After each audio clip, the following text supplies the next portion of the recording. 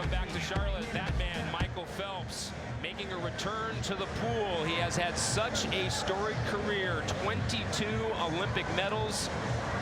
But Rowdy, I think you'd agree, everyone probably, even though he's got all those golds, they want to see what have you done lately. Well, he is the world and American record holder. That time, 151.51.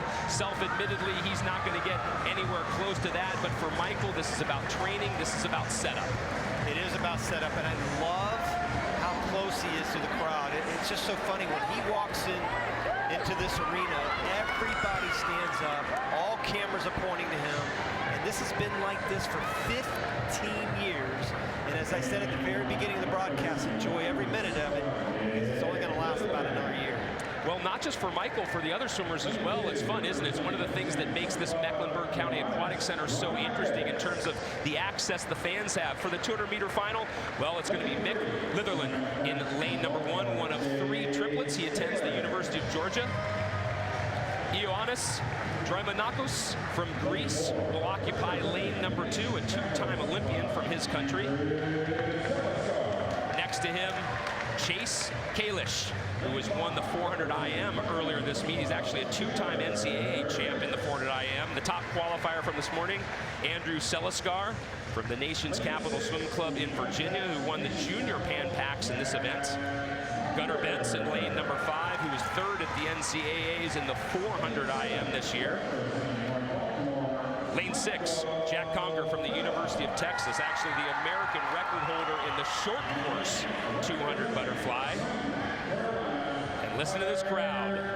Lane 7, Michael Phelps, a 5-time world champion in this event, the only 5-time long course champion in any event. Next to him, a well-known Olympian as well, Tyler Clary, who was 5th at the 2012 Olympic trials. Even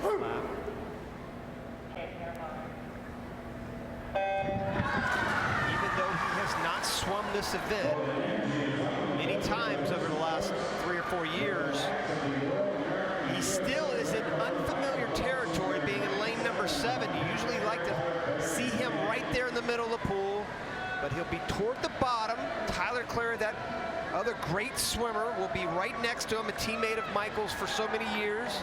Conger, a lot of people talking about the heir apparent in butterfly, will be right above him in lane number 6.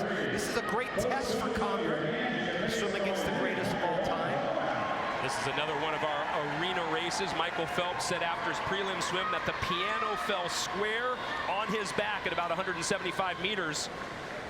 Well, you've got a lot of youngsters in here that seem to be in position to take over this event eventually. Gunnar Benson in lane 5, he's 19, Seliskar is 18. Kalish, who's also a great all-around swimmer, good butterflyer, he's only 21. 56.68 for Gunnar Benson. He continues the lead he established at the 50. Phelps now trying to claw his way back, but it looks as though he is in fact dropping back compared to the 2 in the middle of the pool. Well, he really struggled in the preliminaries getting home the last 50. One of the rare times I've actually worried about him getting home the last 50 in the 200 butterfly, and he's starting to struggle now already. He is not going to win this event.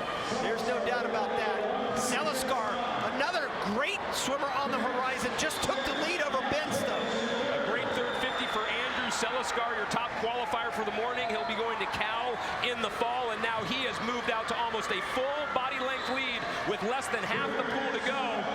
Your top qualifier looks like he will be the winner. Benz, who had led for so long, doing his best to hang on the shoulder, and look at that. Look at Kalish in lane 3 coming on at the end. Kalish might extend and get it. He has done it. Chase Kalish, lane 3 with a last 50 of 30.04, stole that one away from Seliskar. Michael Phelps finished 7th. Jack Conger is going to round out your top 3. But Chase Kalish from the North Baltimore Aquatic Club, who already had a win in the 400 IM, now adds the 200-meter butterfly. And those 2 Olympians right there, Michael Phelps on your left and Tyler Clary on the right. Probably pretty happy that one's over, Rowdy. 2nd and 5th just 3 years ago at the Olympic Games. They were 6th and 7th here in Charlotte. There's Michael Phelps. Again, he doesn't look bad. He just looks a little low in the water. He's tired. Listen, I'm not making excuses for the guy, but there are so many swimmers that when they're tired, they just can't get it going here. And when Michael Phelps is closing in on 30, he needs rest. And that's going to come eventually. But what an incredible finish by Chase Kalich, 30 flat on the end to go by Celiscar. Well, Chase, congratulations. Not only a well-timed extension for the wall, but an incredible last 50. Was that always the plan? I'm trying to play to my strengths as best as possible, and I'm not really able to go out with the guys at the 100 as much as I'd like to, so I kind of just got to be in striking distance and finish as best as possible. Could you sense where you were at the 150, and did you think you had a chance coming home? I saw, I think Gunnar and Andrew were right there, and they were the only ones I could really see off the 100 wall, but I knew those guys were right in it, so if I was there. Well, that's a great swim, buddy. Congratulations. Thank you very much. Kalich, Celiscar, and Conger, your top 3 in the men's 200-meter butterfly. Michael Phelps, as Rowdy already mentioned, finishes in 7th, just ahead of Mick Litherland. Well, another run at a great Olympian in a moment. It's Natalie